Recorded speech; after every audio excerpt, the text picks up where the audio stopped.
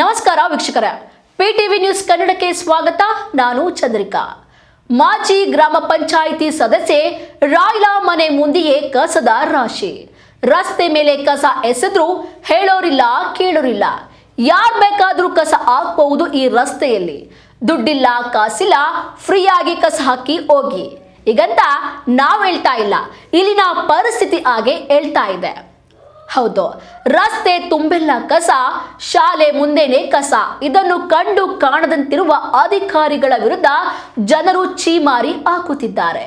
Bengaluru garbage city ಎಂಬ ಹೆಸರಿಗೆ ಮತ್ತೆ ಉದಾಹರಣೆಯಾಗುವಂತೆ ಇಲ್ಲಿನ ಜನ ಮತ್ತು ಪಾಲಿಕೆಯ ಅಧಿಕಾರಿಗಳು ನಡೆದುಕೊಳ್ಳುತ್ತಿದ್ದಾರೆ ಎಂದು ಜನ ಆರೋಪಿಸಿದ್ದಾರೆ. ವೈಟ್ಫೀಲ್ಡ್, ಹಗದೂರು, ವಿಜಯನಗರ, ಗಾಂಧಿಪುರ, ಸ್ಪ್ರಿಂಗ್ ಡಾಲ್ ಲೇಔಟ್ ರಸ್ತೆ ಬದಿಗಳಲ್ಲಿ ಕಸ ಸುರಿದು ಹೋಗುತ್ತಿದ್ದಾರೆ.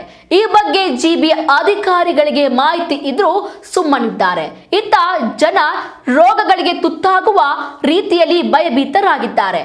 ಈ ಬಗ್ಗೆ ಜನ ಆಕ್ರೋಶವನ್ನ ವ್ಯಕ್ತಪಡಿಸ್ತಾ ಇದ್ದಾರೆ.